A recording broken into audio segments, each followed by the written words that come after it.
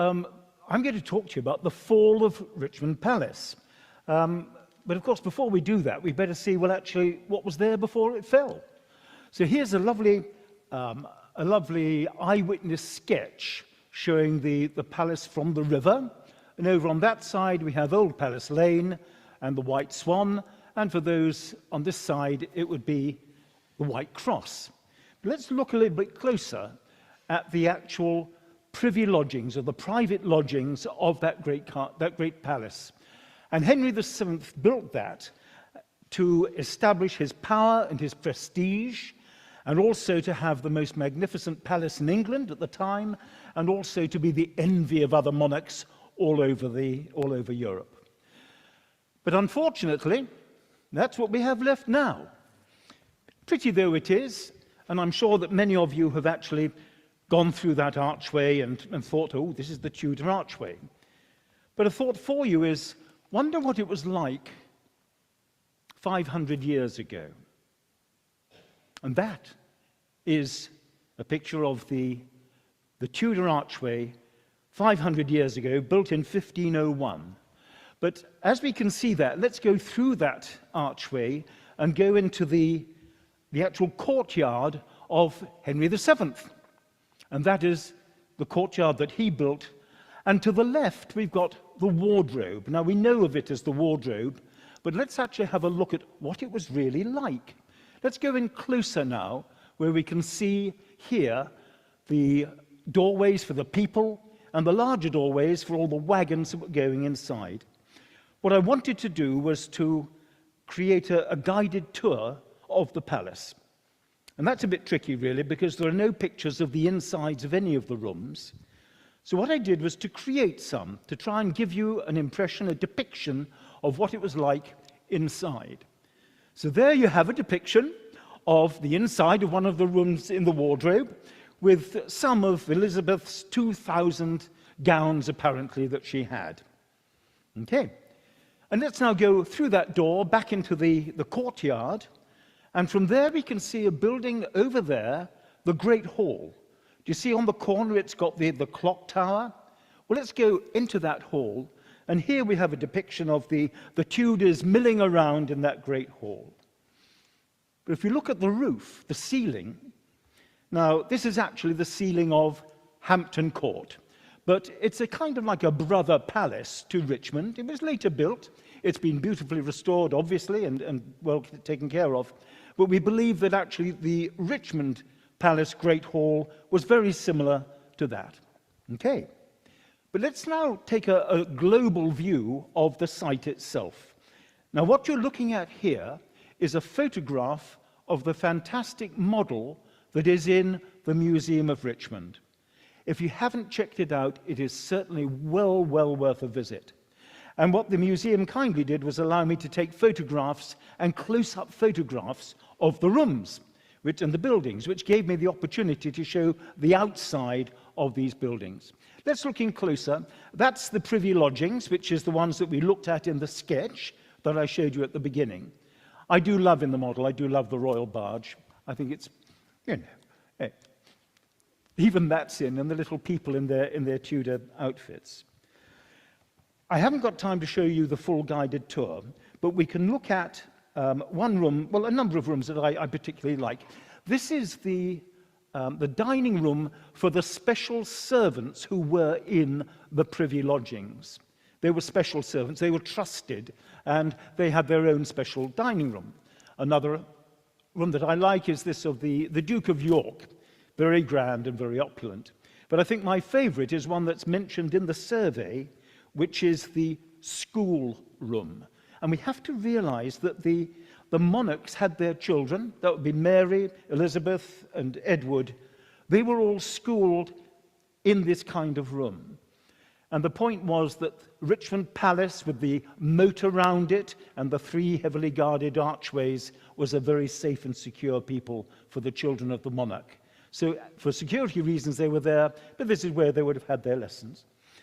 Now, we discussed the archway, and the concern was that that's all that's left. But actually, there's one other thing left. Look at this old map here, and you can see along here is Old Palace Lane. But what's that at the top there? What's going on here? Let's have a close-up look. And it actually says the Richmond crane. What's the crane all about? Well, here we have a picture from the model of that very crane. And you know, if you happen to be at the bottom of Old Palace Lane, when the tide is out and the river is low, you can actually see there the remaining pieces of the old Tudor oak that was the base of that very crane. So we've got something there. So do check it out when the tide is out. Now, I want to show you just a few little pictures to give you an indication of things going on. Now, I can only do one for each monarch, otherwise we'd be here all night. But there I picked that one, which is Henry VII and his Spanish courtiers who visited him, and there they are hunting deer. And in this depiction that I found, you've got the palace in the background, and you've got a deer in the foreground. And do you know where they were hunting? A place that we now know as Old Deer Park. Now, for Henry VIII, there were so many things he got up to, but the best I could find was him organizing the archery contests on Richmond Green. And that's where they were. And so if you're walking along the green and you stub your toe in an arrowhead, it's probably that one that's come to the surface. So, and actually, when you look at that, I mean, you know, it's the best they could do, but actually, don't you think it's a bit like a Specsavers advertisement? I mean, they're all aiming at the crowd. Let's move on, and I wanted to pick something for Mary, and here she is with her marriage to Philip of Spain, and she had a honeymoon in the place that she liked the very best, her favorite building, which was Richmond Palace, and that's where they had their honeymoon. Let's move on, and keeping the Spanish theme together, let's look at something for Elizabeth. And there, in the great council chamber in Richmond Palace, they were plotting and working out how they were going to counter the Spanish Armada. Well, thankfully, that story had a happy ending, and here's a classic depiction of Elizabeth with the Spanish Armada defeated. You can see them through that window that the artist put in, and she has her hand on the globe, signifying England's dominance over all the oceans of the world. Quite right, too. So she loved the palace. It was her favorite palace. She'd been brought up there as a child, and she was there. It was her favorite place to be at. And Shakespeare performed in front of her no fewer than 11 times in Richmond Palace itself. She called it her warm winter box, and when her time came, she ended her days like her grandfather, Henry VII, and she died, she passed away in the palace itself. Just a quick nod to the Stuarts. By the time we have the Stuarts there, they have a lot of other palaces all over the country. And Richmond is just one of them, but here's a lovely picture of them with the palace in the background. Now, that's all very well about what the palace was and what had been going on there, but my mission was to talk about the fall of the palace. It's all very well, that sounds grand, but why isn't it there now? And let us go back to 1649, and the situation there is that Parliament has had a terrific civil war with the king. They have beaten the king, they have executed the king. Now Parliament rules the whole country. The England is no longer a monarchy, it is a commonwealth. Parliament is in total control, and they own all the king's goods and all his property. Right. And they own the palaces. So the first thing they do is they send the surveyors in to tell them what have we got, as you would. What is in this palace? What is it like? And the surveyors were full of joy at that time because they thought that the beautiful palace would be a monument, a commemoration of the wonder of the new Commonwealth and the new way. They were very pleased with that. But unfortunately, having done that, and it's the measurements they did that have enabled the model that's in the museum, and the accuracy of that the historians put together in the 1980s.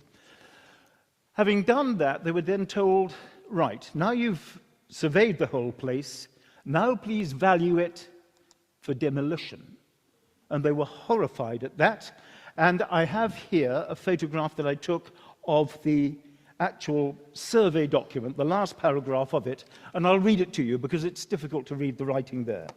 So it goes, The said capital messuage or courthouse, in those days you didn't mention the word king, you didn't mention the word royal, and you definitely didn't mention the word palace if you knew what was good for you. So the said capital messuage or courthouse, that's the palace, is generally in very good repair and not fit to be demolished. Let's remember that. In good repair and not fit to be demolished. Yet we have taken a full and perfect view of all the materials thereof, both within and without the same, and you estimate the same to be worth, above all charges in taking down the same, in stone. Stone?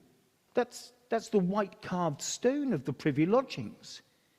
Timber, lead, tile, bricks, glass, iron, wainscot, and the other before-mentioned utensils and premises on the place for the sum of £10,782, 19 shillings and 2 pence. And that is what the place was sold for. And it was bought by parliamentarians who were favoured by Parliament, and they put together a consortium and they bought it. It is believed that actually that sum seriously undervalued the demolition value of the palace, but they were favoured by Parliament and they bought it. But of course they then sold on and on and on, down and down and down, until you end up with the hired gangs stripping the place. And that's a depiction of the guys pulling the lead off the roof of the chapel. And here's another one where they're just ransacking the inside of the Great Hall. You can see they've taken the roof off already. And all the pieces there were loaded onto carts and carted away through the archway that we know today, because that's where they were stopped and checked. How many bricks have you got? You haven't paid for enough bricks that you're taking. And so this is a depiction of the carts loaded up going through Richmond. And late at night, because there was so much stuff there, it worked through the day. But even at night time, if there was moonlight, they still carried on dragging the stuff out. And we actually have reports of the court orders about the grooves and guts that were carved, the ruts that were carved in Richmond Green. So maybe next time you're in Richmond Green, just walking along, just have a think, the archway's over there. I wonder if there was actually a cart ruts running through this end, because that's where they came through. And that really was the end of the palace. It didn't all go in the one moment, but over time, the whole lot went. But let's now look at the king's goods. And Parliament owned all of those. So I have here to show you from Kew, from the archives there, I've got a picture of the inventory of the goods at Richmond Palace. Don't mention the P word. At Richmond, not allowed to say palace. In the custody of Theobald Pierce. He was a trustee, trusted by Parliament, and there were many of them across the country, for the storage and valuing, the appraising of all the goods that had come out of that palace. And basically, they were all priced up and all laid out to be sold. And he did that in the 5th of October, 1649. But let me show you now the actual inventory for Richmond. Well, it's the first item that's there. Now, the handwriting is very difficult to decipher with lots of abbreviations and spellings we're not familiar with. But let me decipher this piece down here. Imperius is an abbreviation of the Latin word for first. So this is lot number 1. 10 pieces of Arras hangings. Arras was the town in France that was famous for outstanding tapestries. So these are tapestries that have come from Arras, which was the finest place at the time. But we do know that come 1530, Henry VIII stopped buying tapestries from Arras. He bought them from elsewhere. So these tapestries must have been more than 100 years old when they were sold in 1651. Of ye old and new law, that's the Old and New Testament. So these were religious pictures depicting religious events of that time. Cont 727 ells. An ell was a unit of measuring the area of cloth. We would now use square meters or square yards. But that's what it was, and that's how they priced it at £2, 10 shillings per ell, £1,817 and 10 shillings. A huge amount. In fact, when you think about it, that's 18% of the total value that they sold the site for demolition. It's a very large number. Sold to Grinder AO. AO means and others, because Ralph Grinder headed a consortium of investors, and there were 14 such consortium around the country, and they were buying these goods, and on the 23rd of October, 1651, they paid that money and bought all those tapestries. We believe they were Catherine of Aragon's tapestries. They didn't buy them for their own personal use, of course. They went elsewhere. They sold them on and made a lovely profit out of it. And the reason why a lot of this stuff went abroad is very simple, because Parliament was dominated by the Puritans, and one thing they detested was anything that was Catholic or Popish or to do with the papacy. And a lot of the religious paintings that the kings had acquired were exactly that.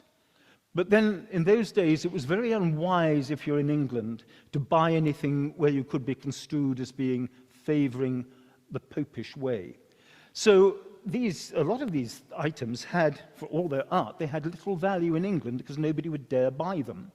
However, it is known that Ralph Grinder and his consortium had both the Spanish ambassador and the French ambassador bidding against each other to buy these things on behalf of their own kings.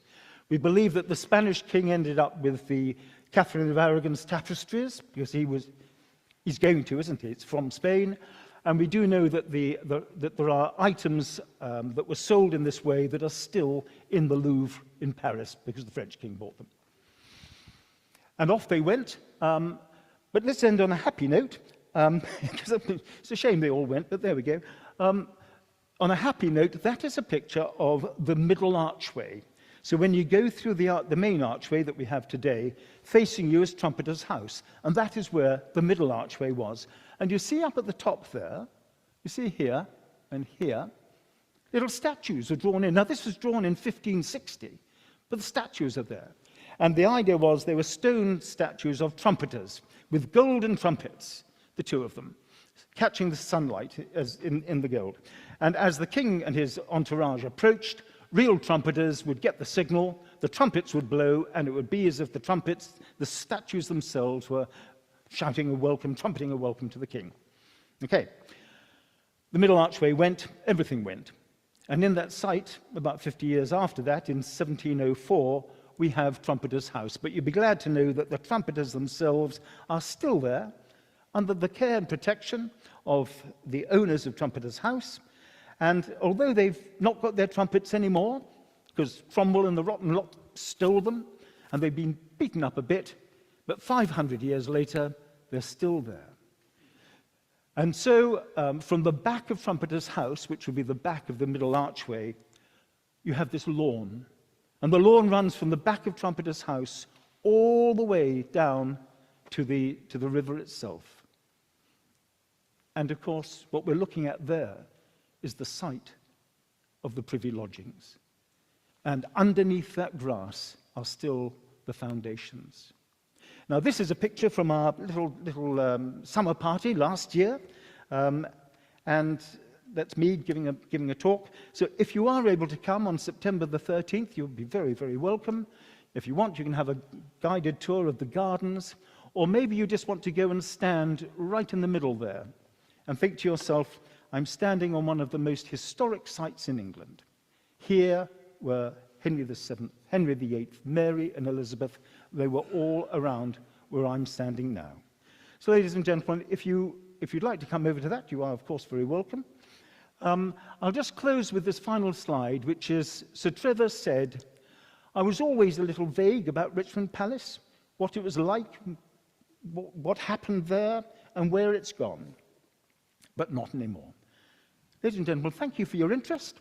Appreciate that. I hope I've helped you with some things that maybe you didn't know about Richmond Palace. Thank you.